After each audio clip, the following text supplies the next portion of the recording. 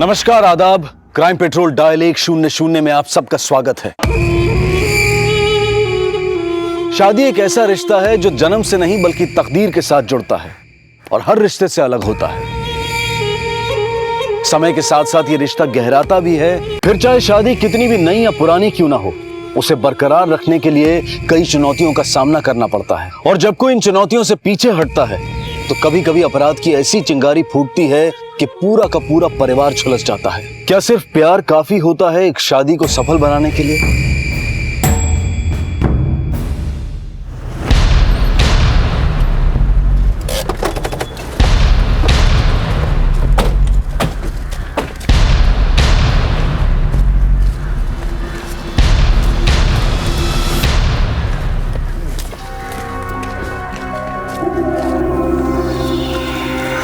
जिस तरह से इसकी हत्या हुई है, मुझे लगता है इरादा चोरी का नहीं, भारी दुश्मनी का था। सर लगता है कि हाल फिलहाल में इसकी शादी हुई है। आसपास से आइडेंटिफिकेशन के लिए कोई एविडेंस मिला? सर अब तक तो कुछ नहीं। बॉडी को पोस्टमार्टम के लिए भिजवाओ और हाल ही में दर्ज सारी मिसिंग कंप्लेंट्स चेक करो। सर विक्टिम की पोस्टमार्टम रिपोर्ट, उम्र 23 से 24 साल। मारने से पहले इसके साथ अननेचुरल सेक्स किया गया था, जिसके बाद इसका गला घोट के उसे मार दिया गया। और सर मरने के बाद उसके बॉडी पर मल्टीपल स्टैबिंग की गई है। आकाश, बॉडी अभी भी अनआइडेंटिफाइड है। एक काम करो, हर पुलिस स्टेशन को अलर्ट करो। ये लड़की जो भी है, इसके घर वालों ने मिसिंग कंप्लेंट तो दर्ज की होगी। साहब से बात करने, लड़की अभी तक आई नहीं है। मैं बोल दूँ। सर बाहर एक औरत आई है बेटी की मिसिंग कंप्लेंट लेकर। भेजो अंदर। जी सर। सर मेरी बेटी घर से निकली थी, अब तक नहीं आई। रोज 11 बजे तक आ जाती है वापस। इसकी फोटो।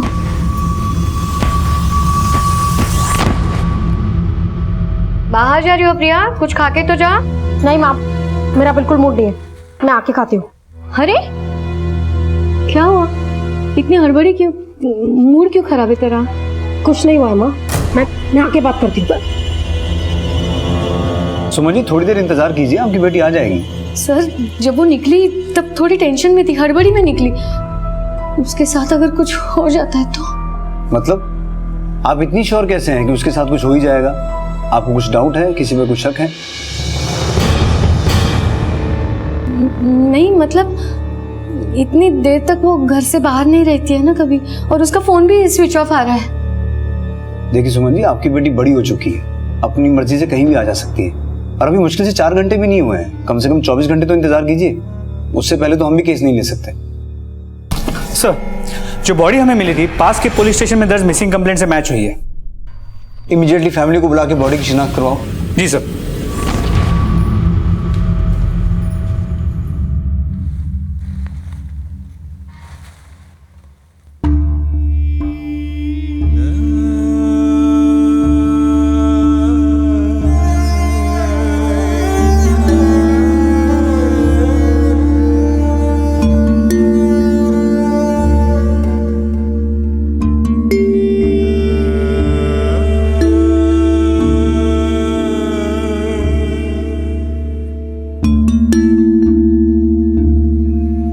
पता नहीं ये सब कैसे हो गया। अभी शादी को 2 हफ्ते ही हुए थे उसकी।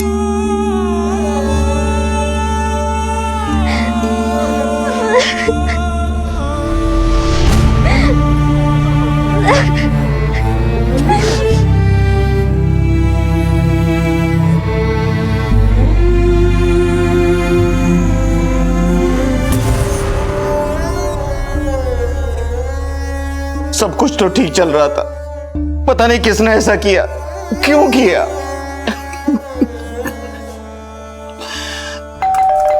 सुमन, सुमन, सुमन दरवाजा खोलो। सुमन, सुमन, सुमन, सुमन, सुमन प्लीज दरवाजा खोलो। सुमन दरवाजा खोलो। तुमने ही प्रिया को गायब करवाया। इस सबके पीछे तुम ही हो। सुमन तुम ऐसा सोच कैसे सकती हो? वो सिर्फ तुम्हारी नहीं मेरी भी बेटी है। सुमन प्लीज मेरी बात रखने का मौका तो दो एक। अब तो सच बोलो महेश, क्या किया तुमने प्रिया के साथ? सुमन 23 साल का साथ है हमारा, इतना भी विश्वास नहीं रहा मुझ पर। सर नैना 16 तारीख की सुबह यहाँ से निकली थी, मुझसे बोलकर निकली थी कि मायके जा रही, अब तक वापस नहीं आया। हमें तो पता ही नहीं था कि नैना घर आने वाली थी। हमें उसने कोई फोन नहीं किया था और ना ही कोई मैसेज। हमें तो तब पता चला जब 16 की शाम को सूरज हमारे घर आया था नैना को लेने। सर जब नैना के पेरेंट्स ने बोला कि नैना वहाँ पहुंची ही नहीं, तो हमने मिलकर पुलिस कंप्लेंट कर दी। सर बस 14-15 दिन हुए थे हमारी शादी को।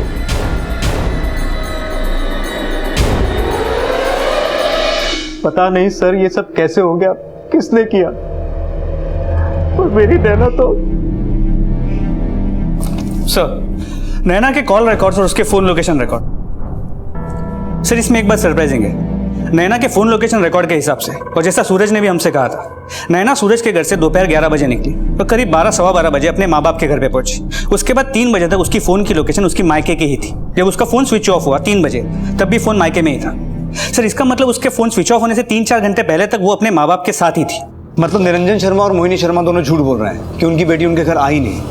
ये दोनों जरूर कुछ छुपा रहे हैं। सर मुझे भी यही डाउट है। सर वो औरत सुमन अवस्थी अपनी बेटी के गुमशुदा होने की कंप्लेंट लेके वापस आई।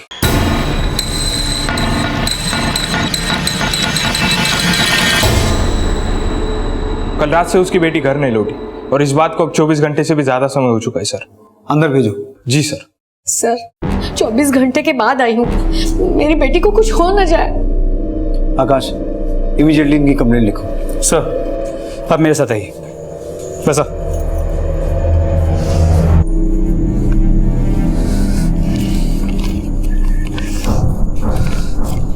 हाँ नाव क्या है?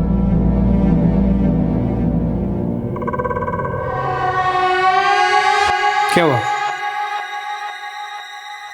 आप पहचानती हैं इसे? नहीं।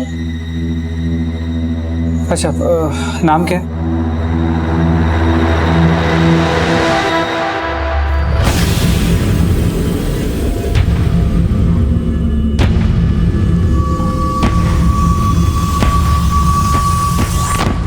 पच्चीस वर्षीय नैना राजवंश की लाश पुलिस को बहुत ही बुरी हालत में मिलती है। उसके परिवार वालों की तलाश चल ही रही थी कि एक महिला सुमन अपनी बेटी की गुमशुदगी की रिपोर्ट लिखवाने पहुंचती है। नैना के घर वालों का पता चला और साथ ही यह भी पता चला कि नैना की शादी कुछ ही दिनों पहले हुई थी और वो पिछले 1 हफ्ते से यानी कि 16 अप्रैल से लापता थी। प्रिया भी अब तक घर नहीं लौटी थी और पुलिस ने प्रिया की मिसिंग कंप्लेंट दर्ज की। नैना की लाश पुलिस को मिल चुकी थी, लेकिन प्रिया अब भी लापता थी और अब तक जितने भी चेहरे पुलिस के सामने आए थे, उन सब के बयान से ऐसा लग रहा था कि जैसे वो सब कुछ ना कुछ छिपा रहे हैं। लेकिन ऐसा करने के पीछे उनका मकसद क्या हो सकता था? क्या प्रिया और नैना के केसेस के बीच में कोई कनेक्शन था? क्या पुलिस अब भी किसी बड़े राज से अनजान थी?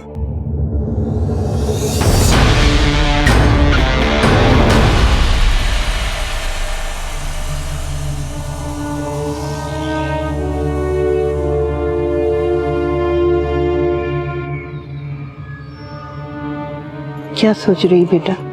क्या सोचूंगी माँ, कभी सोचा ही नहीं था एक दिन ऐसा भी देखना पड़ेगा।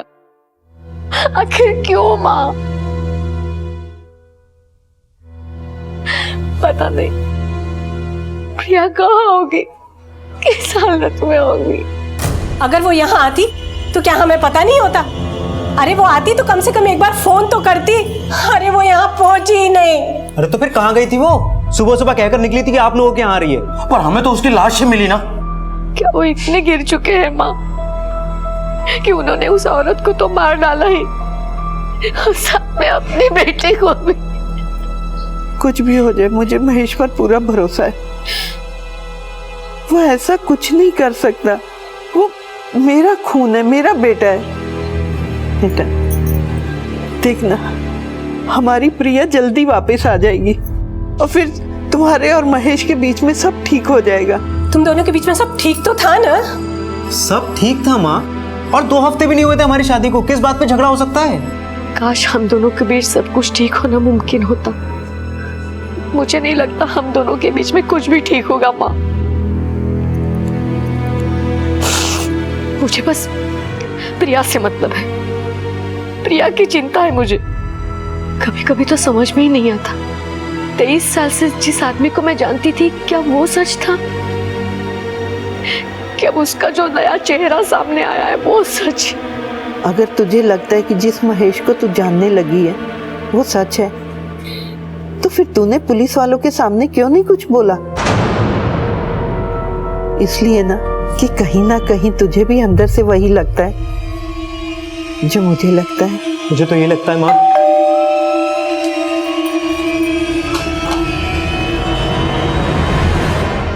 ये रहे नैना के कॉल रिकॉर्ड्स।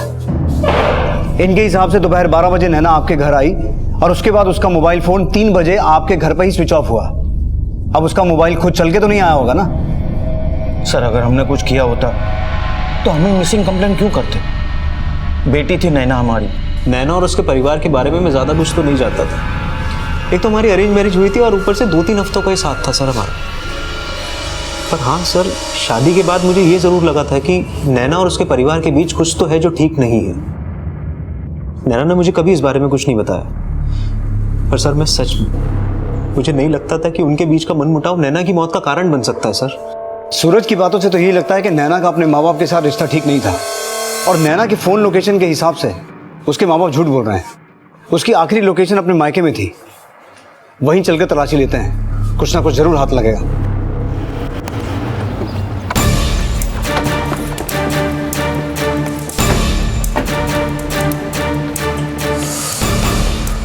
खोलिए।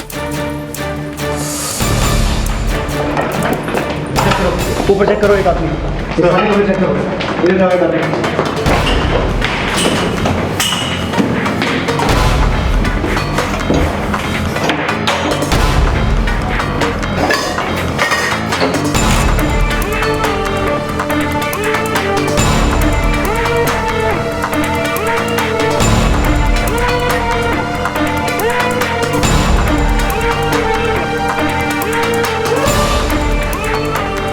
आगे तक अच्छे से देखना। ठीक है सर।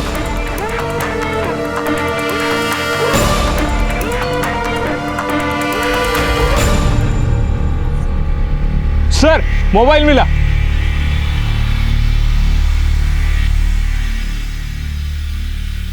हाँ सर, है तो ये नैना का ही फोन, पर सर मुझे पता नहीं कि हमारे घर के पीछे कहाँ से आया। नैना ने कोई मैसेज नहीं किया था और ना ही कोई फोन। निरंजन जी, आपके पास हर एक बात का एक ही जवाब है कि आपको कुछ नहीं पता। कोई बात नहीं, हमारे पास एक खास नुस्खा है जिससे सबको सब कुछ याद आ जाता है। सर गौर करने वाली बात यह है कि भले ही हमें नैना का फोन उसके माँ बाप के घर के पीछे से मिला हो, लेकिन उस दिन उसने अपने माँ बाप से फोन पे एक भी बार बात तक नहीं की, ना ही कोई मैसेज भेजा। सर आमतौर पे कोई अपने घर पे जाता है तो एक बार फोन करके इन्फॉर्म तो कर देता है। सर कहीं ऐसा तो नहीं कि नैना अपने घर पे गई ही ना हो? तो तुम क्या कहना चाहते हो कि सूरज झूठ बोल रहा है? सर शायद।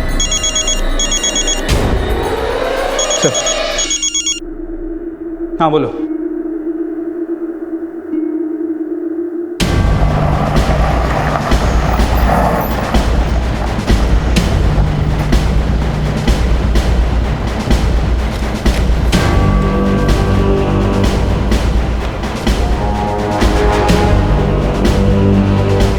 आसपास सर्च करो।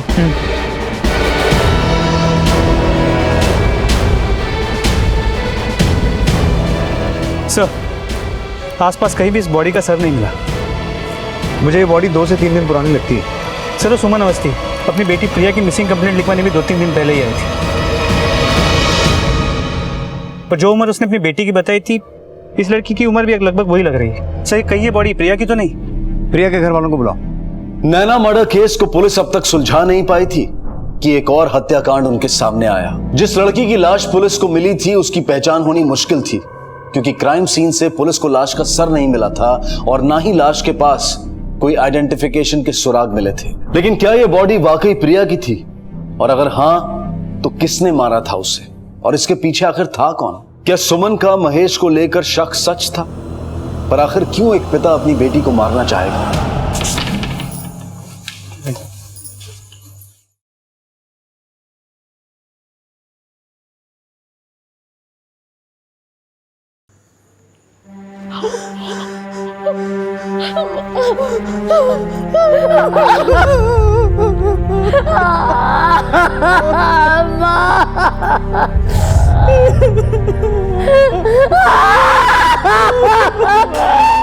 सर वो मेरी बेटी नहीं हो सकती, वो प्रिया नहीं लगती सर। देखिए महेश जी, बॉडी की हालत बहुत खराब है, शायद इसलिए पहचानने में तकलीफ हो रही है। एक काम करते हैं, बॉडी के साथ आपका डीएनए मैच करके देख लेते हैं। उसकी क्या जरूरत है सर? मैं कह रहा हूं ना वो मेरी बेटी नहीं है।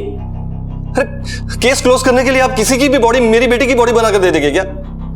देखिए आप अगर मेरी बेटी को ढूंढ सकते तो ढूंढ दीजिए, पर हम खुद ही ढूंढ लेंगे।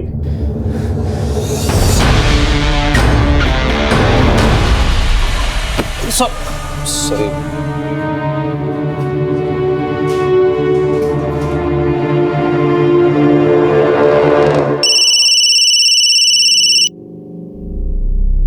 हेलो, कौन? सर, डीएनए रिपोर्ट से कंफर्म हुआ है कि वो सर कटी लाश प्रिया की ही थी।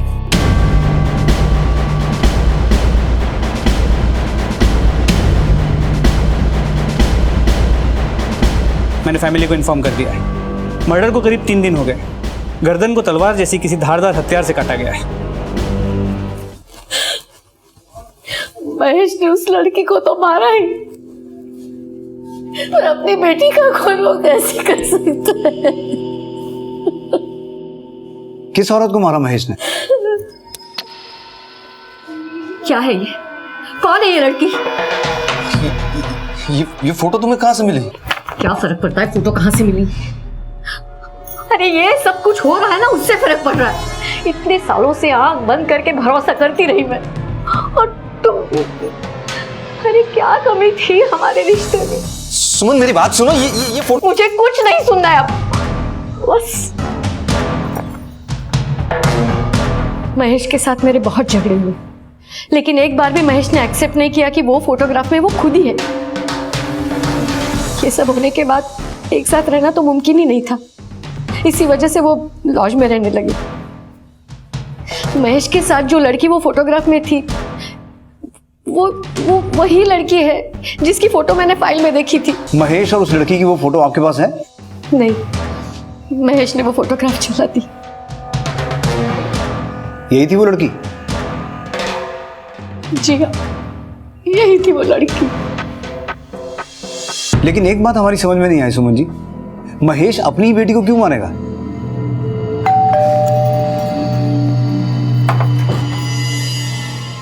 पापा कहाँ है? बाहर गए काम से। क्या हुआ? पता कर लीजिए कि काम से बाहर गए या कहीं और। क्या हुआ? कैसी बातें कर रही हो? पापा के बारे में बात कर रही हो तुम? यही पापा जो दूसरी लड़कियों के साथ अय्याशी करते फिरते। प्रिया, ये माँ, जिसको हम जानते हैं वो तो कोई और ही है। पता नहीं और कितनी लड़कियों के साथ अफेयर होगा। तो प्रिया ने महेश की पोल खोल दी, इसलिए शायद महेश ने प्रिया को मार दिया। ये महेश घर छोड़ के कब गया था? यही 15-16 तारीख को। आकाश, ये नैना की मिसिंग रिपोर्ट भी इन्हीं दिनों में दर्ज हुई थी ना? जी सर, 16 अप्रैल को।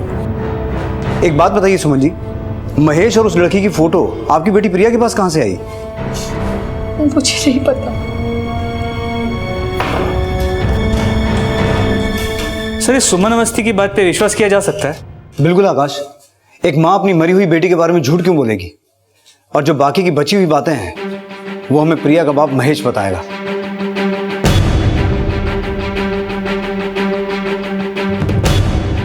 सर, महेश के कमरे पे ताला लगा है, पर उसकी गाड़ी पार्किंग में है। गेस्ट हाउस वालों का कहना है कि उन्होंने महेश को कल रात आखिरी बार देखा था जब वो खाना खाने बाहर गया था, और उसके बाद वो वापस लौटा ही नहीं। कहीं महेश अंडरग्राउंड तो नहीं हो गया? कहाँ जाता है खाना खाने? एग्जैक्टली तो नहीं पता, बट गेस्ट हाउस वालों ने कहा कि यहीं कहीं आसपास जाता है। गेस्ट हाउस के रिकॉर्ड से उसकी फोटो निकलवाओ और पूरे एरिया में सर्च करो और उसका मोबाइल सर्विलेंस पे डालो। जी सर।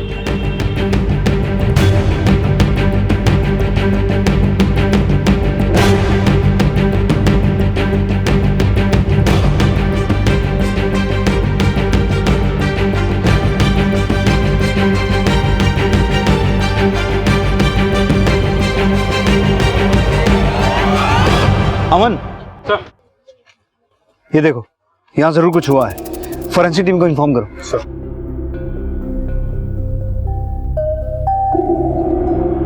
आकाश, क्या ये पॉसिबल है कि सूरज को महेश और नैना के अफेयर के बारे में पता चल गया हो और इसीलिए उसने नैना को जान से मार दिया?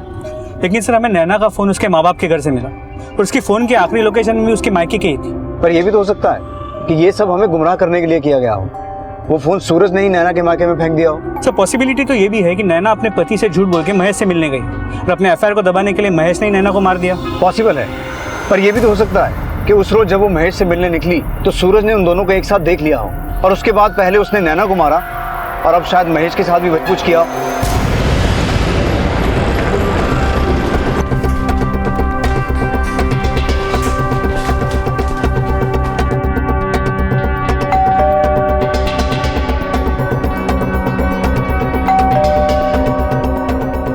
आकाश, कॉल करो।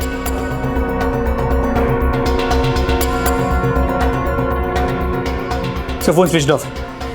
दरवाजा तोड़ दो। सर्च करो।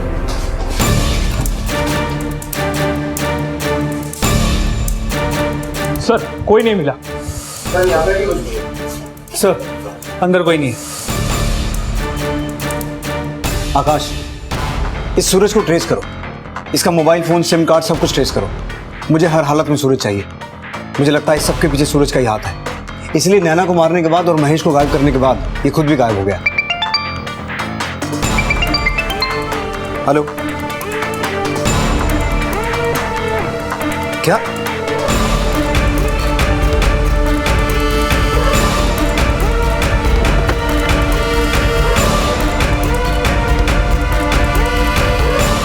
हट जाओ भाई, साइड हो जाओ। इस केस में मिली तीसरी लाश ने सबको सन्न कर दिया। यह तीसरी लाश किसी लड़की की नहीं बल्कि लड़के की थी, लेकिन कत्ल करने का तरीका ठीक प्रिया के कत्ल की तरह था। बॉडी के सर को धड़ से अलग करके बिना किसी आइडेंटिफिकेशन के छोड़ दिया गया। क्या ये तीनों खून एक ही शख्स ने किए थे या फिर इनके पीछे अलग अलग चेहरे थे? ये केस प्रश्नों के एक ऐसे भंवर जाल में फंस चुका था जहां से किसी जवाब का मिलना नामुमकिन सा लग रहा था। अगर उन्होंने कुछ किया ही नहीं तो वो गायब क्यों है माँ? क्यों नहीं सबके सामने आके सच्चाई बता रहे? ये क्या कह रही है तू? ऐसा भी तो हो सकता है कि महेश को कोई फंसा रहा। मुझे तो उसकी बहुत चिंता हो रही है। पता नहीं वो किस हाल में होगा, कहाँ होगा। सर महेश जिस गेस्ट हाउस में रुका था उसके पास जो में ब्लड सैंपल्स मिले थे, फोरेंसिक रिपोर्ट के हिसाब से उसमें 2 लोगों का खून है। और वो जो सरकटी लाश मिली थी उसका कोई अपडेट? तो उस बॉडी को अभी तक किसी ने क्लेम नहीं किया। मैंने आसपास के पुलिस स्टेशन में पूछा, उस बॉडी से मैचिंग कोई मिसिंग कंप्लेंट रजिस्टर नहीं हुई। सर लेकिन उस बॉडी की पोस्टमार्टम रिपोर्ट से 2 सरप्राइजिंग बातें सामने आई। पहली ये कि उसका मर्डर ठीक उसी तरह हुआ जिस तरह प्रिया का मर्डर हुआ था, और दूसरी बात ये कि दोनों के मर्डर का समय बिल्कुल एक था।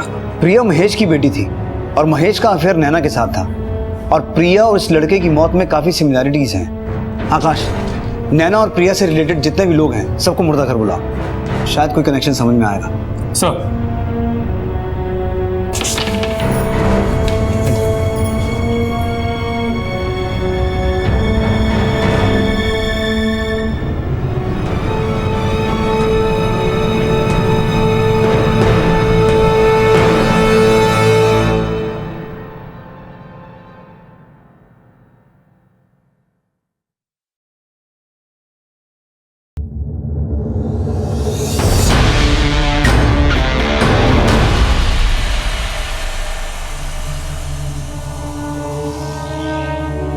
ये तो समीर है।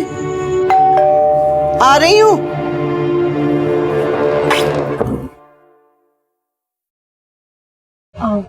दादी मम्मी पापा गए? हाँ बेटा। अच्छा दादी ये समीर है, मेरा कॉलेज का दोस्त। हम बहुत अच्छे दोस्त हैं। नमस्ते दादी। वैसे सिर्फ दोस्ती है या कुछ और भी? नहीं दादी, आप गलत समझ रहे हो, ऐसा कुछ भी नहीं है। ये जो बाल है ना, ऐसे ही नहीं पके हैं। हाँ अच्छा बता, सुमन और महेश को कब बताऊं? अरे नहीं दादी, अभी कुछ भी नहीं। अभी तो हम लोग कॉलेज में पढ़ाई कर रहे हैं, उसके बाद हमें अपने पैरों पे खड़ा होना है, उसके बाद बता देंगे। कितनी खुश थी हमारी बच्ची, कितने सपने देखे थे। समीर भी अच्छा लड़का था, पता नहीं किसने ऐसा किया और क्यों किया।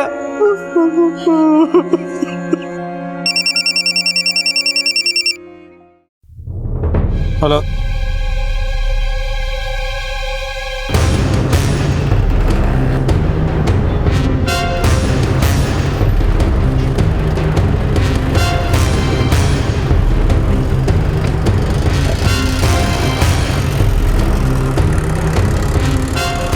जी सर, मैंने ही आपको कॉल किया था। ये आदमी को बहुत ही बुरी कंडीशन में यहाँ पे लाया गया था। ना तो इसके पास में पर्स था और ना ही मोबाइल, और ना ही कोई ऐसा रास्ता था कि जिसके जरिए हम ये पता लगा सके कि ये शख्स है कौन। आइए सर प्लीज।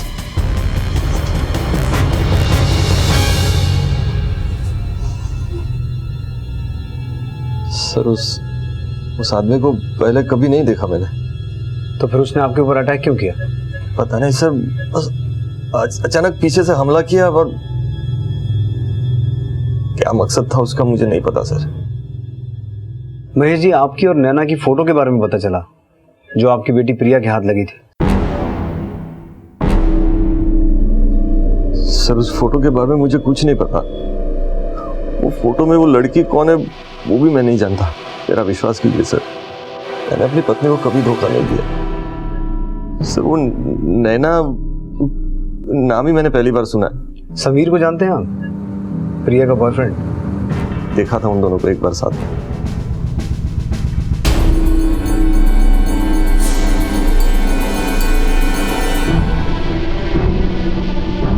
वो लड़का बिल्कुल पसंद नहीं था मुझे।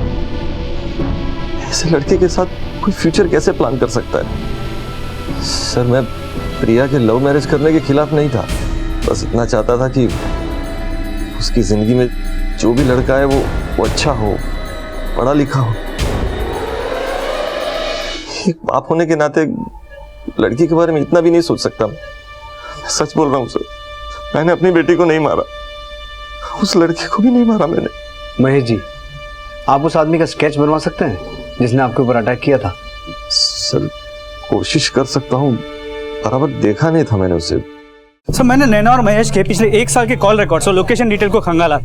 ना ही इन दोनों के आपस में कभी बात हुई है, और ना ही ये दोनों कभी एक साथ एक ही वक्त पे एक ही लोकेशन में मौजूद थे। मुझे लगता है महेश सच कह रहा है या शायद झूठ।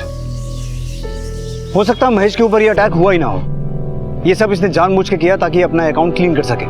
वरना सोचने वाली बात है आकाश, महेश के साथ नैना की फोटो कहां से आती, और वो फोटो महेश की बेटी प्रिया के हाथ कैसे लगती? मुझे लगता है हमें प्रिया के बॉयफ्रेंड समीर के बारे में और पता करना चाहिए। आखिर दोनों को एक ही दिन एक ही तरीके से मारा गया, तो उनको मारने वाला था कौन, और उनको मारने का मोटिव क्या था?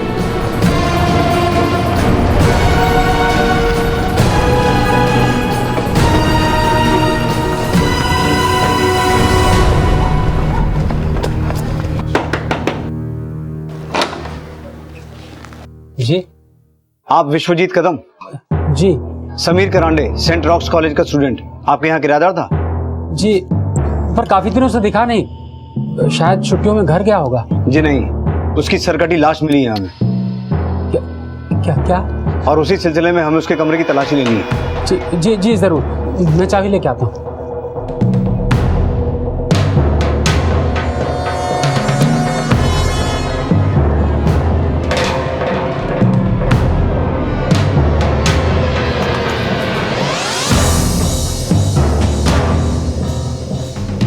समीर के पीछे से यहाँ कोई आया था? नहीं, समीर था तभी प्रिया आई थी। मैं उसी समय बाजू के कमरे से किराया लेके बाहर जा रहा था, तो दोनों की झगड़े की आवाज आई। अरे बाबा क्या कर रही हो? क्या कहा है? जैसे दरवाजे पे आया, दरवाजे पे हाथ लगा और दरवाजा खुल गया। मैंने देखा कि दोनों के बीच काफी झगड़ा हो रहा है। पता नहीं क्या प्रिया ढूंढ रही है, और समीर उसे समझाने की कोशिश कर रहा है, लेकिन प्रिया समझने को तैयार नहीं थी। वो बहुत गुस्से में थी। किस बात पे झगड़ा हो रहा था, कुछ याद है आपको? सर पता नहीं किस बारे में झगड़ा हो रहा था। वैसे भी मैं ज्यादा देर तक रुका नहीं। आकाश, कमरे का कोना कोना छान मारो।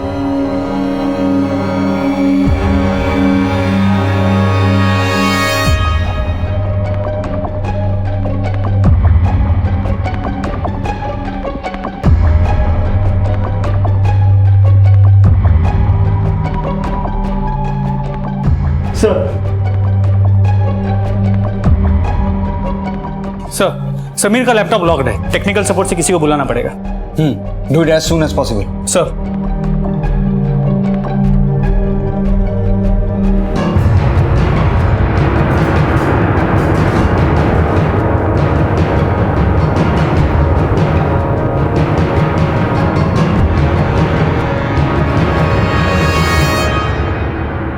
ये तो कोई और है। सर इस फोटो को एडिट करके इस पे महेश का चेहरा मॉर्फ किया गया है।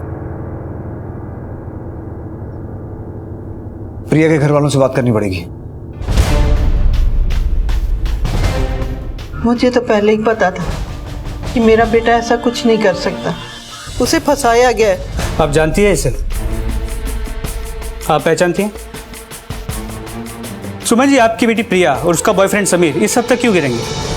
हम जानते हैं आपके पति महेश को समीर पसंद नहीं था, तो क्या यही रीजन हो सकता है इस सब के पीछे कि उन दोनों ने आपके पति के फोटो को इस फोटो से मॉर्फ कर दिया? मेरी बेटी ऐसा कुछ कर ही नहीं सकती, वो तो ऐसी थी ही नहीं। नहीं सर, मेरी बेटी ऐसा कर ही नहीं सकती, उसे भटकाया गया होगा। मैं अपनी बेटी को अच्छी तरह जानता हूं। पर महेश जी, इस सब से किसका फायदा हो सकता है? अगर इस सब के पीछे समीर की कोई चाल होती तो हमें उसकी बॉडी नहीं मिलती। असल में तो ये मामला कुछ और ही है, जहां हम अभी तक पहुंचे ही नहीं है।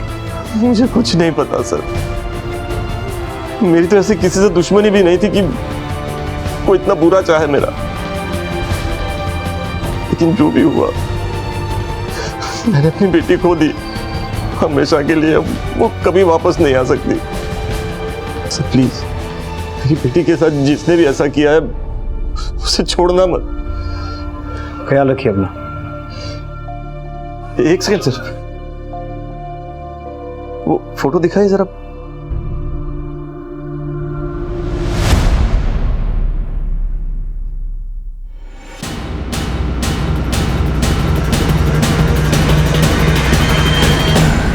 सर मुझे कहाँ ले जा रहे हो सर? सर मैं एक प्रोफेसर हूँ सर, मैंने किया क्या? चल तेरी क्लास अब हम लेंगे, चल कुछ तो बेटा उसे। सर, मैंने किया क्या सर? जल्दी सर, लो गाड़ी। सर क्यों मार रहे हैं सर मुझे? मैंने तो ये ना ये? हाँ सर, ये मेरा ही फोटो है। कैसे जानता था नैना को?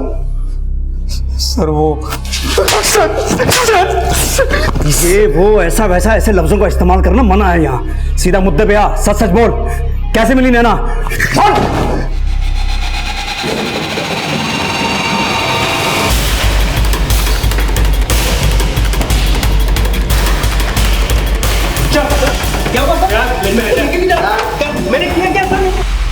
सिर्फ मोबाइल फोन स्विच ऑफ कर देने से इंसान धरती से गायब नहीं हो जाता सूरज।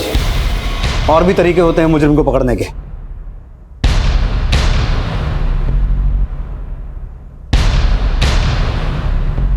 ये सीसीटीवी फुटेज उस वक्त और उस दिन का है सूरज, जिस दिन तुमने नैना की बॉडी को ठिकाने लगाया था। और अब झूठ तो तू वैसे भी नहीं बोल सकता, क्योंकि गुस्से में नैना के साथ किए गए रेप से तेरा डीएनए मैच करता है। मेरे सास ससुर ने मुझे धोखा दिया था। न जाने कितनों के साथ सो चुकी थी नैना, और ऐसी लड़की मुझे थमा दी। शादी के बाद मेरे दोस्त ने मुझे एक पिक्चर भेजी थी।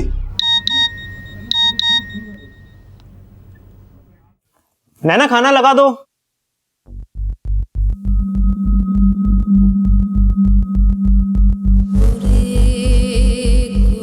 अरे सूरज, आप यहाँ? चलिए मैं खाना लग। एक मिनट। सूरज, कब से चल रहा है ये? मतलब कब से बेवकूफ बना रही है मुझे? आप ये क्या बोल रहे हैं? मुझे कुछ भी समझ नहीं। क्या बोल रहा हूँ मैं? क्या है ये? मैं बताने वाली थी आपको। कब बताने वाली थी? वो मम्मी पापा ने बोला कि शादी के बाद ठग लोगे तुम मुझे? आप ही ने तो बोला था कि आपको मेरे पास्ट से कोई पास्ट से मतलब ये तो इतनी बड़ी बात छुपाओगे तुम मुझसे? अगर मर्दों को इतना ही शौक था तो मुझसे शादी क्यों की उसने? मेरी जिंदगी को बर्बाद की थी।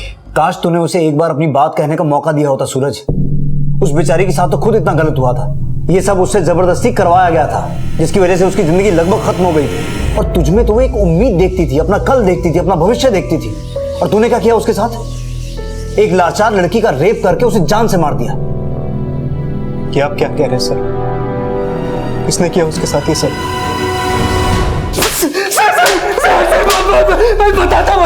चल शुरू से शुरू कर, और याद रख, कुछ भी उल्टा सीधा बोला तो साले तेरी चमड़ी उधेड़ लूंगा मैं। बोल। सर उस दिन महेश पर मैंने हमला किया था। महेश इकलौता ऐसा इंसान था जो मुझे और प्रोफेसर दोनों को पहचानता था, इसीलिए मैंने उस पर हमला किया। नैना को कैसे फंसाया तूने? वो नैना का सर बताता, नैना मेरे यहाँ रेंट पे रहती थी 2 साल पहले, तभी मुझे प्रोफेसर के बारे में पता चला। मैंने मेरे यहाँ रहने वाले 1-2 स्टूडेंट से सुना था कि वो ठरकी है, लड़कियों का शौक रखता है। मुझे भी पैसों की बहुत जरूरत थी। क्या बेटा, तारीख हुई नहीं कि तुम रेंट लेके आ गई। ये लो चाय पियो। अरे अंकल, इसकी क्या जरूरत थी? अरे मैं तो पियो, जस्ट रेंट। अरे चाय पियो। कैसी चाय बनी? तो बड़ी अच्छी बनी है, आपने बनाई है? अरे बेटा मैंने अपने हाथों से बनाई, तुम्हारे लिए है।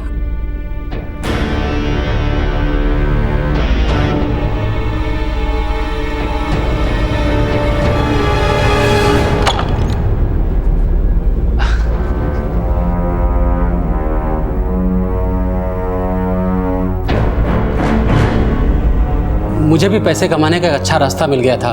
मैं उन फोटोज़ के ज़रिए नैना को ब्लैकमेल करने लगा, प्रोफेसर के साथ उसे सोने के लिए मजबूर करने लगा।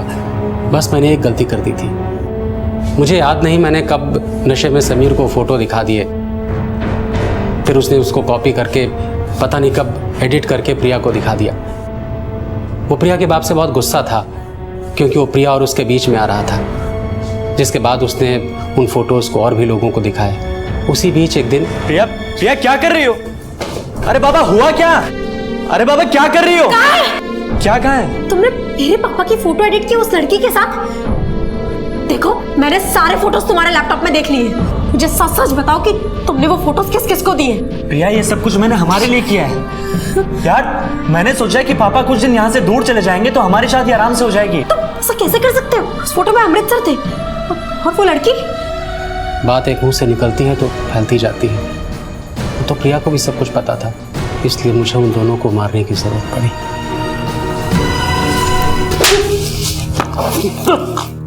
दोनों की बॉडीज के धड़ तो मिल गए हमें, सर कहां ठिकाने लगा है?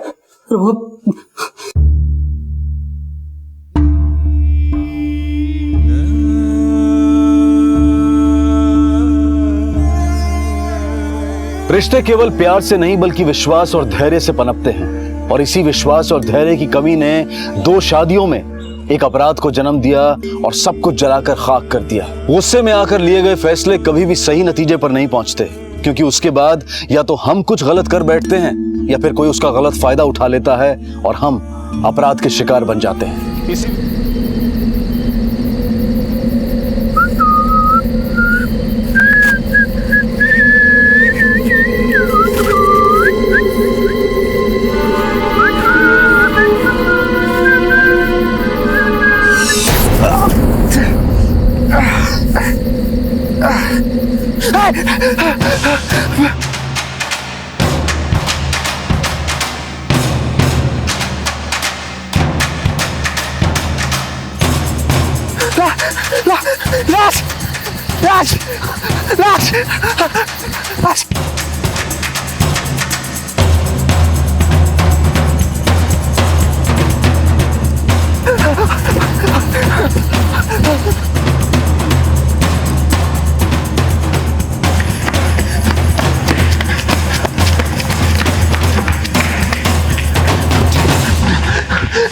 साहब शेफाली।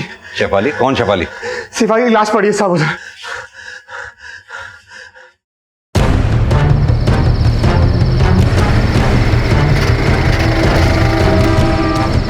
साहब इधर।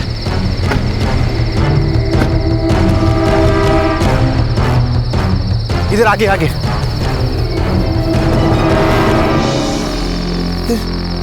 कहाँ है लाश? यहाँ तो कोई लाश नहीं है।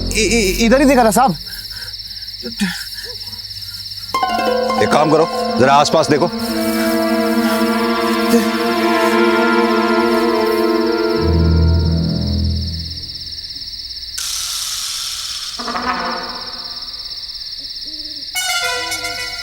ये आसपास तो कोई लाश नहीं है।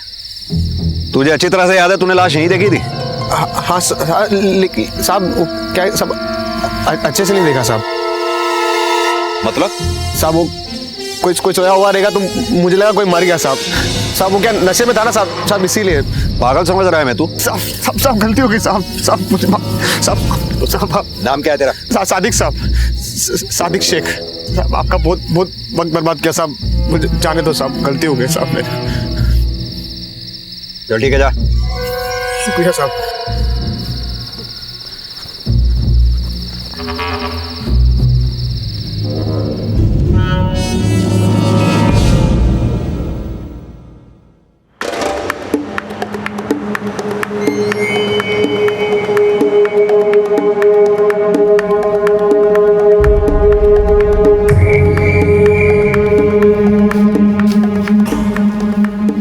जिस डर और विश्वास से वो आदमी पुलिस स्टेशन आया था, उससे ये लगता है उसने यहाँ लाश देखी थी।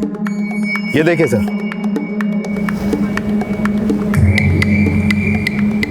सर लाश अगर यहीं थी तो जरूर से खींचकर उस तरफ ले जाया गया होगा।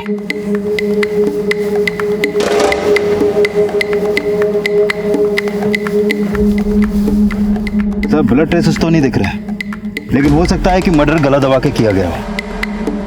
उस आदमी ने जिस औरत की लाश देखी थी वो उसे नाम से जानता था। क्या नाम बता रहा था वो उसका? शेफाली। एक काम करो, ये बागमारा और आसपास के गांव में पता करो शेफाली नाम की कौन कौन औरत रहती है। कहीं कोई मिसिंग तो नहीं है? सर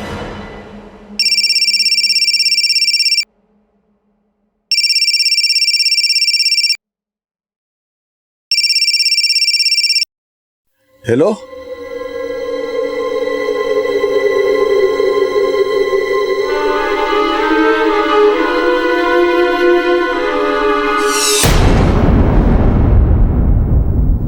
शेफाली यहीं रहती है? जी जी जी जी जी साहब, मैं उसका अब्बू। कहाँ है वो? क्या हुआ? वो बाहर गई है। कब गई? सुबह ही। कहाँ गई? यहीं कहीं होगी। उसका शौहर भी इसी गांव का है, हो सकता है वहां गई हो। क्या नाम है उसके शौहर का? सादिक शेख। नाम क्या है तेरा? सादिक शेख। कहाँ रहता है ये सादिक शेख?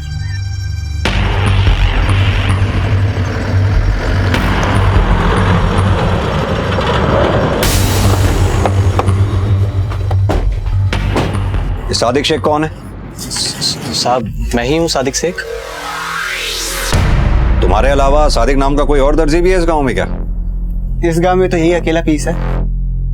तुम कौन? साहब मैं यूसुफ, इसका दोस्त। तुम्हारी बीवी का नाम शेफाली है? साहब शेफाली के साथ मेरा हलाला निकाह हुआ था। हलाला निकाह मतलब? साहब उसका पहला निकाह किसी दूसरे मर्द से हुआ था, फिर उसने शेफाली को 3 तलाक बोल दिया, लेकिन साहब बाद में उसे एहसास हुआ कि उसको तलाक नहीं बोलना चाहिए था। अब साहब तलाकशुदा मर्द दोबारा अपनी पहली बीवी से निकाह करना चाहे तो उस औरत को हलाला निकाह फिर तलाक से गुजरना पड़ता है। नाम क्या है शेफाली के पहले शौहर का? एहसान जैदी।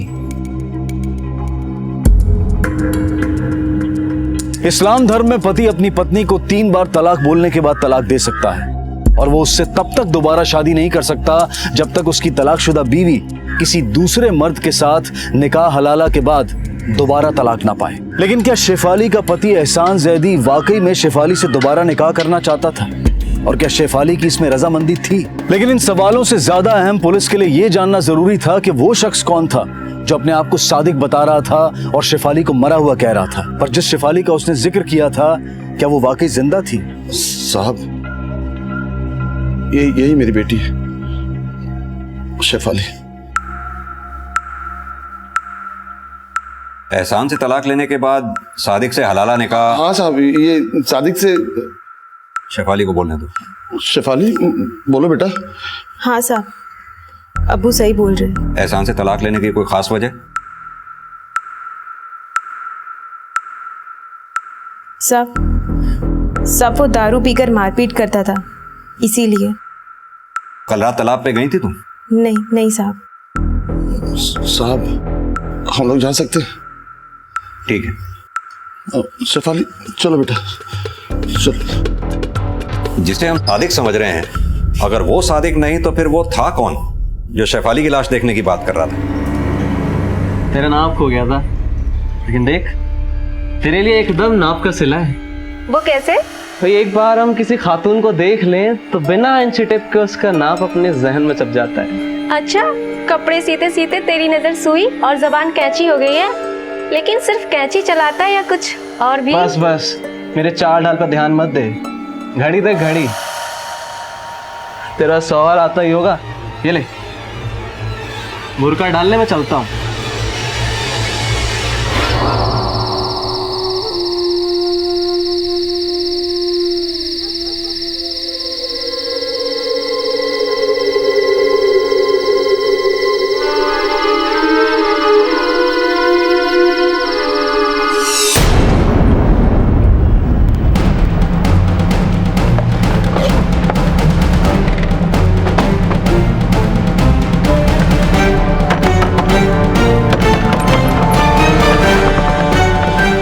एहसान ज़ैदी यहीं पे रहता है? जी।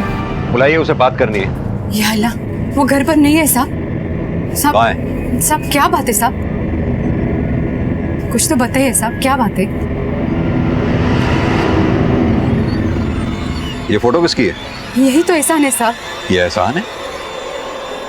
नाम क्या है तेरा? सादिक साहब, सादिक शेख।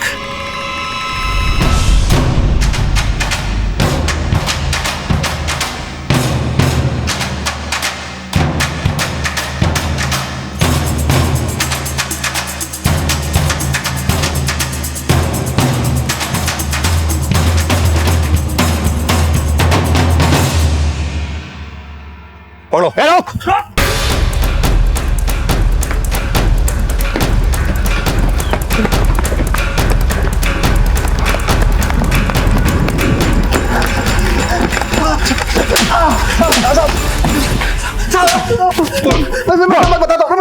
बताता हूँ। तूने अपना नाम सादिक क्यों बोला? उस रात जब सैफ अली की लाश नहीं मिली तो मैं घबरा गया साहब, इसलिए डर के मारे मैंने आपको अपना नाम सादिक बताया।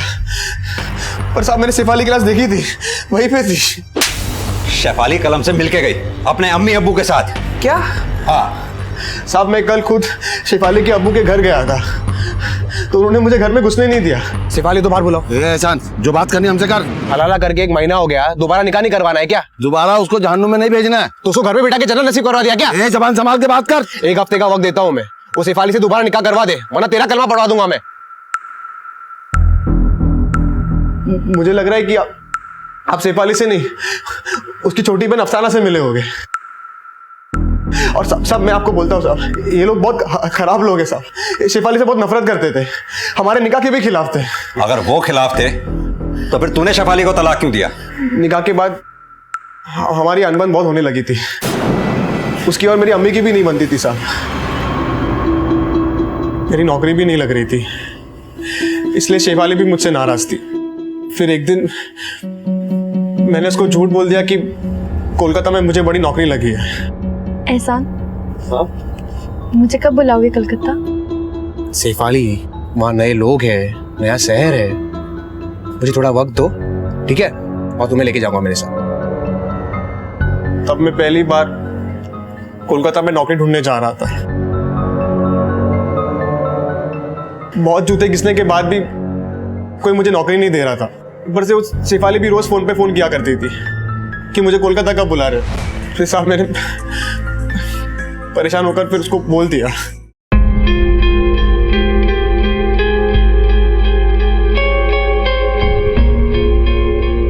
शेफाली। जी अम्मी। एहसान का फोन। एहसान का फोन? हेलो एहसान, मैं कब से तुम्हारा इंतजार कर रही हूँ, तुम मुझे फोन कर रहे हो? एहसान, कुछ बोल क्यों नहीं रहे हो? तुम मुझे कलकत्ता नहीं ले जाना चाहते क्या? एहसान, सब ठीक है ना? मैं तुम्हें छोड़ रहा हूँ। तलाक, तलाक, तलाक। मुझे लगा मैंने ठीक नहीं किया, इसलिए मैंने शेफाली से दोबारा निकाह करने के लिए उसको मनाया। सादिक से उसने हलाला निकाह किया, लेकिन साहब उसके यहाँ रह रहे के मानो वो उसी की हो गई थी। सादिक को तलाक देके मुझसे दोबारा निकाह करने के बजाय साहब वो उसी से लिस्ट लड़ाने लगी। सर, बागमारा गांव में एक आदमी की लाश मिली है।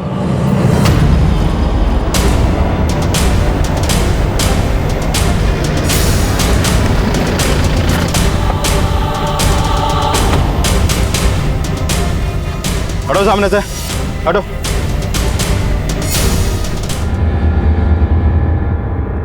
सर, ये रज्जाक है, सादिक का बड़ा भाई। कब हुआ ये सब?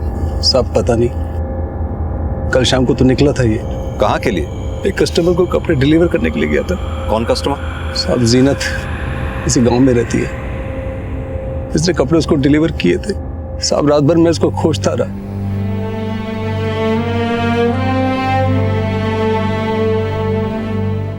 सर, ये सादिक की हत्या का कारण शेफाली से तो नहीं जुड़ा? अब ये तो उस्मान ही बताएगा।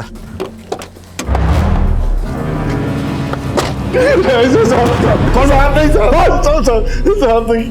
साहब ना ही मैंने शेफाली को मारा है और ना ही सादिक को। तो फिर अफसाना को शेफाली कह के क्यों मिलवाया हमसे? उस लड़की की वजह से हमेशा हमारा बेड़ा गर्क हुआ है साहब। पहले उसने ढल्ले एहसान से इश्क लड़ाकर उससे निकाह कर लिया, फिर तलाक, और दोबारा उससे निकाह करने के लिए हलाला से गुजरी। मतलब तुम शेफाली से नफरत करते थे? तुम्हें यह बात भी गवारा नहीं थी कि शेफाली सादिक से हलाला निकाह करे? इसी वजह से तुमने पहले शेफाली को और बाद में सादिक को मारा, क्योंकि तुम्हें पता चला कि हलाला के बाद शेफाली सादिक से इश्क लड़ा रही थी। नहीं नहीं साहब, ये अफवाह एहसान की साजिश है साहब। उसी ने उससे अगवा किया होगा ताकि उसे मेहर ना देनी पड़े। मेहर? एहसान ने उसे तलाक तो दिया था, लेकिन मेहर के 3 लाख रुपए नहीं दिए थे। निकाह के वक्त दूल्हे के घर वाले अपनी खुशी से दुल्हन को मेहर की एक रकम देना तय करते हैं, जिसका जिक्र कबूलनामे से पहले काजी द्वारा किया जाता है। उसी तरह पति जब अपनी बीवी को तलाक देता है तो अपनी तलाकशुदा पत्नी को मेहर की वो रकम वापस करना उसका फर्ज ही नहीं, कायदा माना जाता है। जब उस्मान का झूठ पकड़ा गया तो आरोपों से बचने के लिए उसने उल्टे एहसान पर यह कहकर शक जताया कि मेहर की रकम ना लौटाने के लालच में उसने ही इन सारे अपराधों की साजिश रची है। साहब मैं कोई साजिश नहीं कर रहा हूँ, ये सब शेफाली के अब्बू के नफरत का नतीजा है। उनकी नफरत की छोड़, तेरा लालच भी तो वजह बन सकता है। कैसा लालच साहब? तुझे शेफाली के मेहर के 3 लाख रुपए जो नहीं लौटाने थे। साहब लेकिन शेफाली मुझे दोबारा निकाह करने वाली थी। पहले तो तू बोला कि वो सादिक से। साहब ये बात भी सही है, लेकिन सादिक की हत्या का सुन के मुझे यकीन हो गया कि शेफाली के अब्बू ने शेफाली को मारा है, और सादिक को भी उन्होंने ही मारा है साहब, क्योंकि साहब शेफाली हलाला निकाह के तलाक के बाद भी उस सादिक से इस लड़ा के उनकी इज्जत मिट्टी में मिला रही थी साहब। देव, झूठे तो ये दोनों ही हैं, लेकिन सच का पता लगाने के लिए हमारे लिए ये जानना बहुत जरूरी है, क्या शेफाली और सादिक के बीच वाकई कोई अफेयर चल रहा था या फिर हकीकत कुछ और ही है।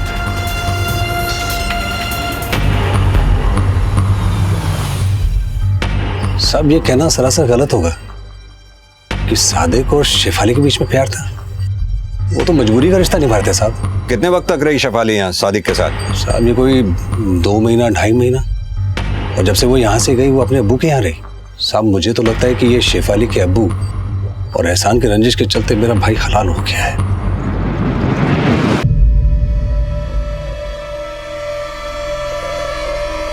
सर, सादिक के पोस्टमार्टम रिपोर्ट के मुताबिक उसकी हत्या सर पे चोट लगने से हुई। हत्या का समय 7 अगस्त रात 9 से 10 के बीच। और 6 अगस्त को एहसान पुलिस स्टेशन आया ये बोलते हुए कि उसने शेफाली की लाश देखी है। लेकिन सर मुझे लग रहा है कि एहसान झूठ बोल रहा है। ये देखिए सर, सादिक और शेफाली की कॉल रिकॉर्ड्स, इससे ये साफ है कि हलाला निकाह के तलाक के बाद से उनके बीच एक भी कॉल नहीं हुई। लेकिन सर सच्चे तो शेफाली के घर वाले भी नहीं है। 7 अगस्त की सुबह से अब तक शेफाली के फ़ोन से उसके अब्बू को कॉल हो रहे थे। व्हाट? हाँ सर, और हैरानी की बात यह है कि ये कॉल इंडिया से नहीं बल्कि बॉर्डर पार बांग्लादेश से किए गए हैं। 6 अगस्त की रात से ही मैं शेफाली के लिए परेशान। अगली सुबह तक वो घर नहीं आई थी। मैं सोच ही रहा था क्या करूं, तभी उसके मोबाइल से मुझे कॉल आई। हेलो, अस्सलाम वालेकुम अब्बू। अब्बू? कौन? आपका दामाद मुराद हसन। क्या? शेफाली से निकाह कर लिया है मैंने और उसे अपने मुल्क बांग्लादेश ले आया। बांग्लादेश? लेकिन शेफाली? शेफाली मेरे हिफाजत में है, मरते दम तक मेरे साथ में रहेगी। आप उसकी फिक्र मत कीजिए। खुदा हाफिज। लेकिन हेलो हेलो हेलो, और फोन के कट होते ही आप वहां आ गए और शेफाली की पड़ताल करने लगे। वो बॉर्डर पार कर बांग्लादेश जा चुकी थी। मैं समझा आपके आने की वजह शायद उसका बॉर्डर पार जाना ही है। मेरी समझ में नहीं आता मैं क्या करूं, तो जो मेरे मुंह में आया मैंने बोल दिया। तो फिर उस झूठ पर मैं पैबंद लगाता रहा। झूठ पे जब झूठ के पैबंद लगाए जाते हैं उस्मान साहब, तो साजिशें पकाई जाती हैं। कोई साजिश नहीं साहब, सिर्फ अपने आप को कलंक से बचाने की कोशिश। जब से शेफाली जवान हुई है तब से वो मेरी नजरें चुकवा रही हैं साहब। पहले एहसान, फिर सादिक, और अब मुराद हसन। एक बाप अपनी बेटी का नाम कैसे उस मर्द के साथ बताए साहब जिसकी उसने शक्ल तक नहीं देखी। तो तुम ये कहना चाह रहे हो कि तुम मुराद हसन को नहीं जानते? कैसे जानूंगा, वो बॉर्डर पार का है। शेफाली के अब्बू उस्मान बार बार अपना बयान बदल रहे थे। शेफाली के पहले पति एहसान की बातों में भी कई भटकाव थे और शेफाली से जुड़े सवालों में किसी मुराद हसन का भी जिक्र सामने आया था। आखिर कौन था ये मुराद हसन? क्या वो हिंदुस्तानी था या फिर बांग्लादेशी? पुलिस मुराद हसन से जुड़ी कोई भी जानकारी जुटाने में अभी तक सफल नहीं हो पाई थी और फिलहाल वो शेफाली के दूसरे पति सादिक शेख की हत्या की गुत्थी सुलझाने में व्यस्त हो गई। और फिर इन्वेस्टिगेशन के दौरान कुछ ऐसी बातें सामने आईं जिसने सादिक और शेफाली के निकाह हलाला के अंदरूनी राज खोल दिए। सर, मैंने सादिक की कॉल रिकॉर्ड फिर से चेक की। रिकॉर्ड के मुताबिक उसकी ज्यादातर बातें यूसुफ से होती थी। यूसुफ? साहब मैं यूसुफ, इसका दोस्त। यूसुफ और सादिक की दोस्ती के बारे में एक दो अजीब से बयान सामने आए सर। कैसे बयान? हमारा रिश्ता समलैंगिक था साहब। मेरा बस चलता तो मैं उससे निकाह करके हमेशा उसे अपने साथ रखता। सादिक सिर्फ दिखने का मर्द था, तभी तो शेफाली ने उसके साथ हलाला निकाह किया। और तुझे लगा सादिक ने तुझे धोखा दे दिया क्योंकि तलाक के बाद सादिक और शेफाली के मिलने की अफवाह जो थी, इसीलिए तूने सादिक का मर्डर? नहीं साहब, ये सिर्फ अफवाह ही थी। सादिक ने सिर्फ शेफाली की मदद की। वो मेरे अलावा कभी भी किसी का जीवन साथी नहीं बन सकता था। तू सादिक को इतना करीब से जानता था तो ये बता फिर सादिक का मर्डर किसने किया? मैं नहीं जानता, लेकिन मैं सादिक का मर्डर नहीं कर सकता।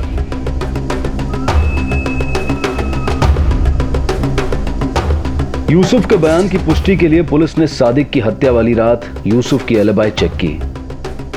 सर, यूसुफ की एलिबाई कंफर्म की।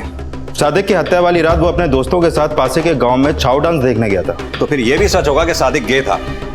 शेफाली और सादिक के बीच अफेयर की अफवाह भी झूठी थी जिसे फैलाने में एहसान और उसकी मां का हाथ हो सकता है। और मकसद शेफाली को करेक्टरलेस साबित करके उसको मेहर की रकम देने से बचना।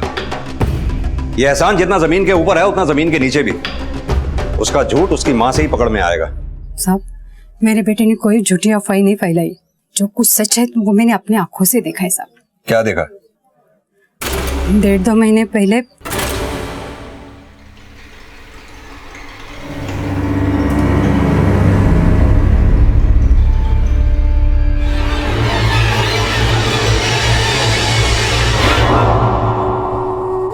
मुराद हसन को जानती हो? मुराद हसन? ये कौन है साहब? देव, 6 अगस्त को यहां से जितने भी लोग बांग्लादेश गए हैं उनकी लिस्ट तैयार करवाओ। सर।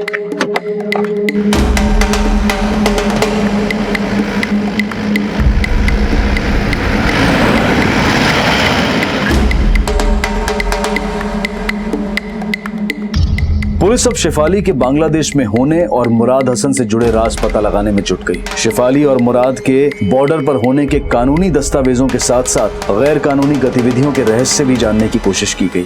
सर, ऑफिशियली बॉर्डर पार करने वालों की लिस्ट है ये, लेकिन इसमें शेफाली का नाम कहीं भी सामने नहीं आया है। सर, पता चला है कि बॉर्डर के पास हक्कीपुर गांव में बशीर नाम का एक आदमी है जो गैरकानूनी तरीके से लोगों को बॉर्डर पार करवाता है। तो फिर उसके पास शेफाली और मुराद हसन की इंफॉर्मेशन जरूर होगी। हाँ सर, खबरियों से भी पता चला है कि ये बशीर कहने को तो छाव डांसर है, लेकिन इसका धंधा कुछ और ही है।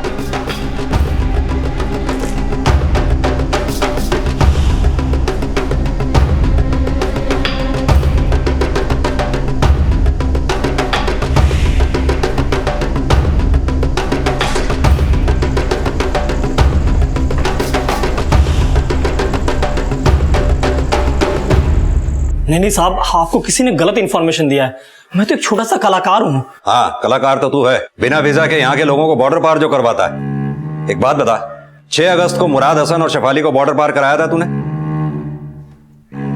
अब तू सच बोलेगा या हम उगलवाएं? साहब, मैंने किसी को बॉर्डर के पार नहीं करवाया, लेकिन एक इंफॉर्मेशन है। पर एक शर्त पे बोलूंगा, यदि आप मुझे जाने देंगे। ठीक है, बोल। बागमारा गांव का सादिक टेलर है, वो 6 अगस्त को मेरे पास आया था एक मोबाइल लेकर। सादिक टेलर? कौन? सादिक शेख? हाँ साहब, सादिक शेख। वो उसने मुझे एक मोबाइल दिया और बोला कि ये शेफाली का मोबाइल है, और बोला कि इसको बॉर्डर के पार करना है ताकि वहां से कोई मर्द उसके बाप को फोन करे और बोले कि शेफाली का उसके साथ निकाह हो गया है और वो शेफाली को लेकर बॉर्डर के पार चला गया है। बशीर का बयान इशारा कर रहा है कि शायद शेफाली जिंदा नहीं, सिर्फ उसका फोन ही बांग्लादेश गया था। मतलब 6 अगस्त की रात को एहसान ने सच में शेफाली की लाश देखी थी और सादिक ने बशीर को शेफाली का फोन दिया। तो क्या सादिक ने शेफाली का मर्डर किया? और अगर सादिक ने शेफाली को मारा तो फिर सादिक को किसने मारा? सर, इन सवालों की भूल भुलैया में उलझने से पहले हमें यह कंफर्म करना है, अगर शेफाली की हत्या हुई थी तो लाश कहां ठिकाने लगाई गई होगी?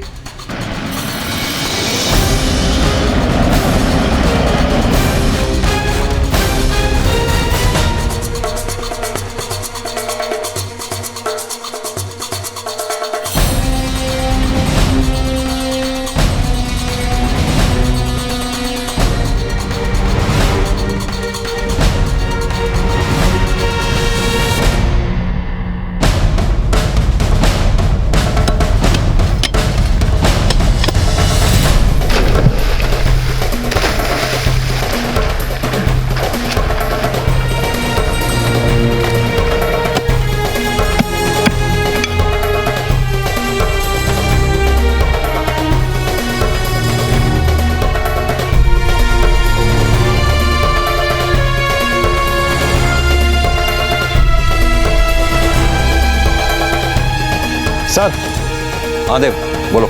सर इधर पास के एक तालाब में एक नहीं बल्कि 3 लाशें मिली हैं। 3 लाशें?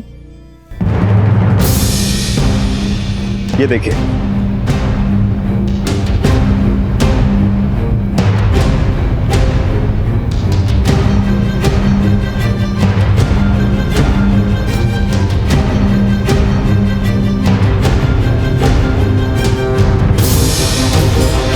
ये तो शेफाली की लाश लगती है। हाँ सर, लेकिन बाकी की ये 2 लाशें बहुत बुरी कंडीशन में हैं। लगता है कई महीनों से इस तालाब में सड़ रही थी। जिस तरह से इन तीनों की बॉडीज को रस्सी से बांधकर पानी में डंप किया गया है, उसे तो यही लगता है कि शेफाली के हत्यारे ने इन दोनों की हत्या की है। एक काम करो, बॉडीज को आइडेंटिफाई करवाओ। अब इनकी पहचान ही बताएगी कि इनकी हत्या का लिंक शेफाली और सादिक की हत्या से है या नहीं। सर।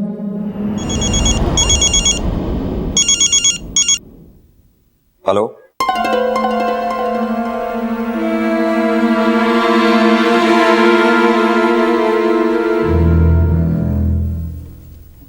वो मुझे और मेरे बेटे को शेफाली का कातिल समझकर जान से मार देना चाहता था। लेकिन चाकू तो तुमने चलाया था उस पे। नहीं साहब, मैंने अपने हिफाजत के लिए चाकू उठाया था साहब। आप चाहे तो किसी से भी पूछ लीजिए, गलती से लग गया साहब। मैंने जानबूझकर नहीं मारा साहब, आप किसी से भी पूछ लीजिए साहब।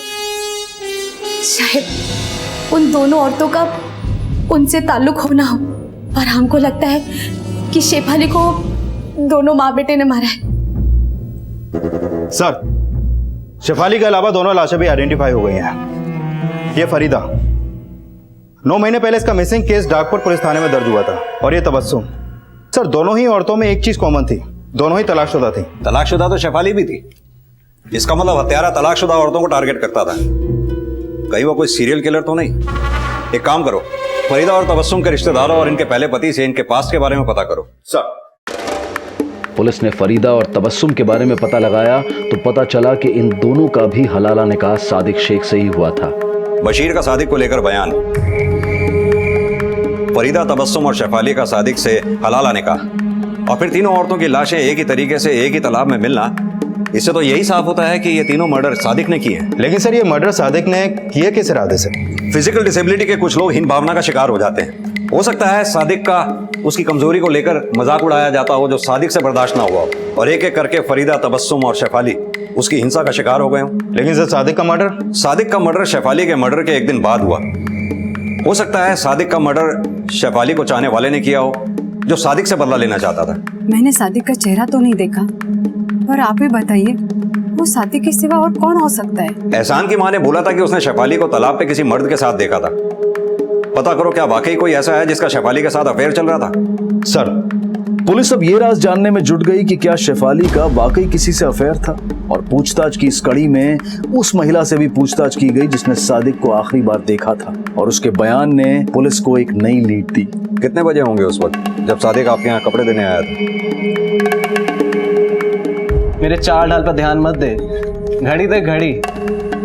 तेरा सवाल आता ही होगा। हाँ साहब, 8:40।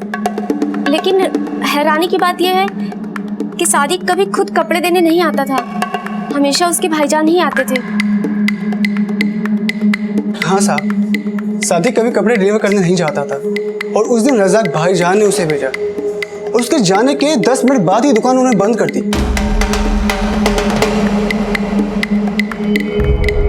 उसके बाद मैं हकीपुर तमाशा देखने के लिए चला गया। मुझे कुछ नहीं पता साहब उसके बाद क्या हुआ। सब आप मुझे यहाँ क्यों लेकर आए हैं? जिस पे शक होता है उससे हम यहीं बुला के बात करते हैं। साहब, शक? मैंने क्या किया? सादिक का मर्डर। साहब, आप क्या बात कर रहे हैं? मेरा छोटा भाई था वो। भाई भी था और तेरी दुकान का दर्जी भी, इसीलिए तूने उसे डिलीवरी बॉय बना के दुकान से बाहर भेजा। रात 8:40 पर उसने आखिरी डिलीवरी जीनत को दी, और जीनत के घर से तेरे घर के रास्ते के बीच करीब 9 बजे तूने उसका मर्डर कर दिया। साहब, आप कुछ भी सोच रहे हैं साहब। साहब, ऐसा कुछ भी नहीं है। देख रज़ाक, होशियारी का कोई फायदा नहीं। आगे पीछे दाएं बाएं हमने सब पता लगा लिया है। अब तू सच बोलेगा या हम उगलवाएं तेरे से? बोल।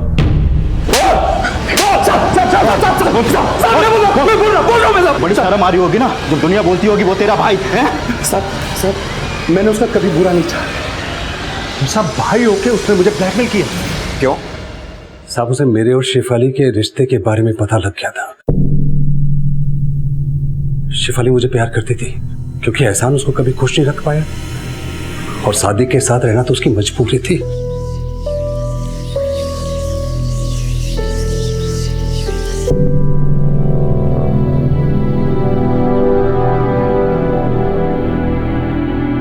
मर्द की नियत पर कुर्बान होना औरत की किस्मत है। जब दिल किया बीवी बना ली, और जब दिल भर गया तो तलाक बोल दिया। मैं तुम्हें छोड़ रहा हूं। तलाक तलाक तलाक। अपने फायदे का तलाक, फायदे का हलाला। अगर मुझे अपना समझती हो तो सादिक और एहसान को भूल जाओ। मुझे याद रखो, मैं तुम्हारा हौसला बनना चाहता हूं। मैं तुम्हें हमेशा खुश रखूंगा।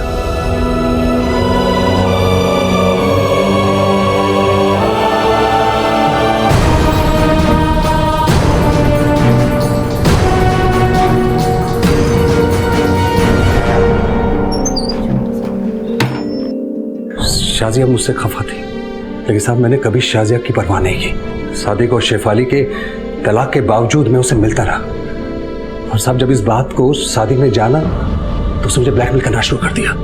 अगर आपने मुझे पैसे नहीं दिए ना, तो शेफाली के अब्बू और एहसान क्या, पूरे गांव को ये बात बता दूंगा। जब ये शेफाली अचानक से लापता हो गई तो मेरा शक सादिक पर गया।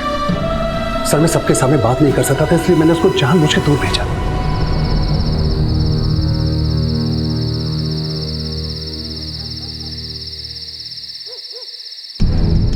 शेफाली कहाँ है? मुझे नहीं मालूम शेफाली का है। तुझे सब पता शेफाली कहाँ पर है? मैंने बोला ना मुझे नहीं मालूम। देख मुझे तू बता दे शेफाली कहाँ है? तेरे को सब पता शेफाली कहाँ है? क्या कर रहा है? क्या किया तूने शेफाली को? क्या किया शेफाली को तूने? मैंने कुछ नहीं किया। छोड़ो मुझे। बोल रहा हूं मैंने। सब मुझे लगा वो सिर्फ जख्मी हुआ होगा। तुझे शक था या यकीन कि सादिक ने शेफाली को मारा है? सर किसी को मारने का बूता उसके अंदर नहीं था। ज्यादा से ज्यादा वो किसी का नुकसान कर सकता था, मुझे बस उस पर इतना ही शक था। सर सादिक और रजाक ने मारा, लेकिन शेफाली और बाकी औरतों के मर्डर में रजाक का कोई खास मोटिव नजर नहीं आ रहा। लेकिन रजाक की बीवी शाजिया का शेफाली को मारने का मोटिव हो सकता है। यह भी हो सकता है कि रजाक सादिक की पिछली बीवियों फरीदा और तबस्सुम से रिश्ता रख रहा हो और शाजिया इसकी चश्मदीद बनी हो। लेकिन सर एक अकेली औरत और 3-3 मर्डर। हाँ वो ये काम अकेले तो नहीं कर सकती। पता करो शाजिया ये काम किससे करवा सकती है। सर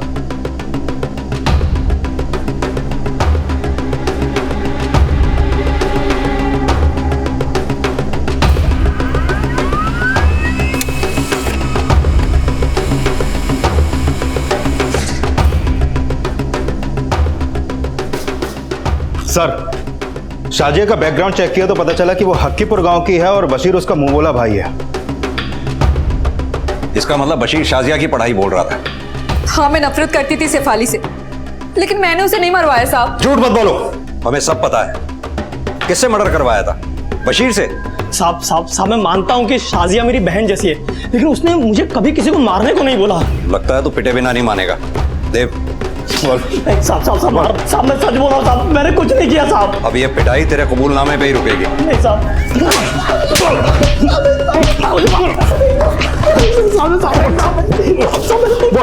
सर वो कुछ नहीं उगल रहा है। मुजरिम अगर सच ना उगले तो रास्ता बदलना पड़ता है। पता करो बशीर के धंधे में उसका भागीदार कौन कौन है, उन्हीं के हलक में डंडा देके बशीर का सच उगलवाएंगे। सर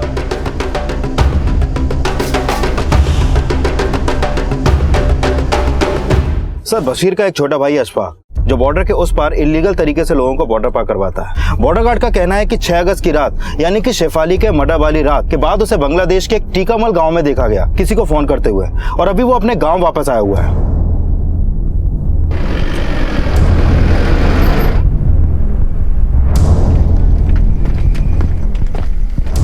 बोलो जी।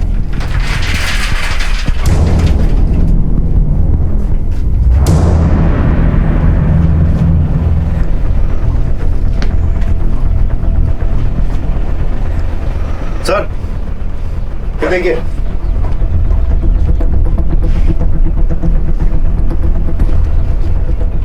ये देखिए, सर मोबाइल।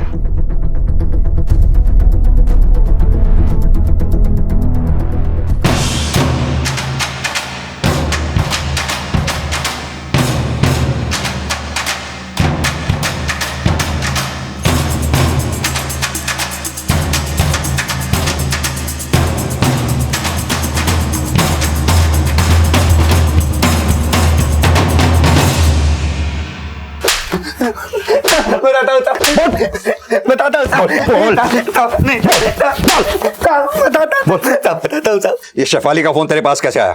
साहब ये फोन तो मुझे पड़ा हुआ मिला था साहब। बेटा मुराद हसन, जो कुछ पता है सच सच बोल दे, वरना इस बार तो डंडे की पीठ पे नाचेगा। कुछ नहीं किया साहब, मैंने कुछ नहीं किया साहब। तेरे कॉल रिकॉर्ड्स भी हमने चेक किए। फरीदा और तबस्सुम के लापता होने के दौरान भी तू बागमारा गांव के तालाब के पास ही मौजूद था। शेफाली की तरह फरीदा और तबस्सुम के मर्डर भी तूने ही किए। बोल किया ना तूने?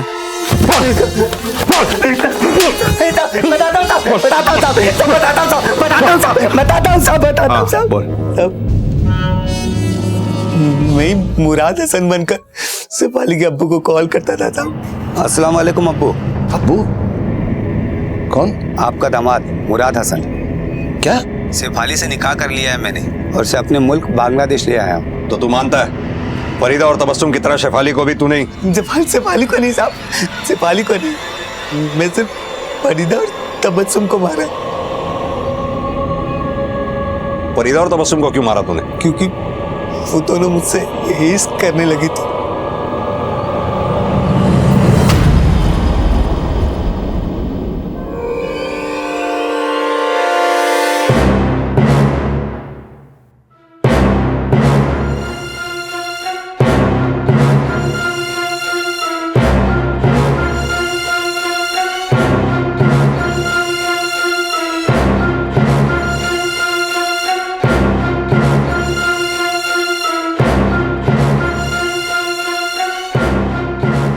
उन दोनों ने हलाला निकाह सादिक से किया, लेकिन तलाक के बाद अपने पहले शौहर को भूलकर मुझसे निकाह करना चाहते थे, लेकिन मैंने सिर्फ उनसे संबंध बनाए साहब।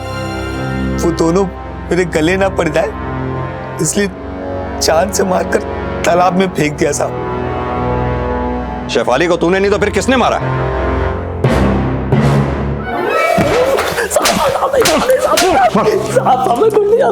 बताता हूँ साहब।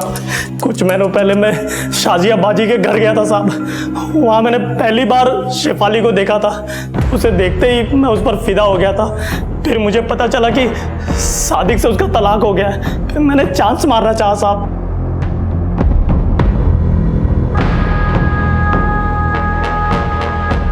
फिर मुझे पता चला कि वो एहसान से भी निकाह नहीं कर रही है और सादिक के बड़े भाई रज्जाक से उसका चक्कर चल रहा है। तब मैंने उसे तालाब के पास वाले खेत में मिलने के लिए बुलाया साहब। शेफाली, मैं तुमसे बहुत प्यार करता हूँ, मुझसे निकाह कर लो। खुदा कसम मैं तुम्हें बहुत खुश रखूंगा। नहीं बशर, मुझ में क्या कमी है? क्या खराबी है मुझ में? कोई खराबी नहीं है, कोई कमी नहीं है। लेकिन तुम उस सादिक के बड़े भाई रज्जाक से प्यार करते हो, क्यों? मुझे तुमसे इस बारे में कोई बात नहीं करनी है। कहते हैं कि इंसान को अपने कर्मों का फल भुगतना पड़ता है, लेकिन शेफाली ने जो सहा वो महिलाओं के साथ हमारे देश में अक्सर होता ही रहता है। एक लड़की को पैदा होते ही पराया कर दिया जाता है और उसका हाल ये होता है कि ना तो वो अपने मायके की रहती है और ना ही उसके ससुराल में उसे कभी अपना समझा जाता है। न जाने कितनी रस्मों का हवाला देकर मर्द अपने स्वार्थ के मुताबिक उसका इस्तेमाल करते हैं और औरतों का सिर्फ शारीरिक हनन ही नहीं बल्कि उनकी भावनाओं का भी हनन किया जाता है। हालांकि शेफाली की हत्या बशीर नहीं की, लेकिन एहसान, सादिक, रज्जाक और खुद शेफाली के घर वाले शेफाली के इस दुखद अंजाम के भागीदार हैं। शेफाली हो, तबस्सुम हो या फरीदा, हमारे देश में औरतों की बदहाली के किस्से सिर्फ अखबारों और इलेक्ट्रॉनिक मीडिया की सुर्खियां नहीं बनते, बल्कि हर गली मोहल्ले में किसी न किसी शेफाली, फरीदा और तबस्सुम से हमारा परिचय अक्सर होता ही रहता है। बुद्धिजीवी इस पर विचार तो करते हैं, लेकिन क्या हम वाकई इसका हल कभी निकाल पाएंगे? अब मैं अनूप सोनी आपसे विदा लेता हूं। फिर मुलाकात होगी अगले एपिसोड में एक और चौंका देने वाले केस के साथ। तब तक अपना और अपने परिवार का ख्याल रखें और देखते रहें क्राइम पेट्रोल डायल 100। सबक एक को सीख हम सबको। जय हिंद। क्राइम पेट्रोल के और भी दिलचस्प कहानी देखने के लिए हमारे चैनल को सब्सक्राइब करें और बेल आइकॉन दबाना न भूलें।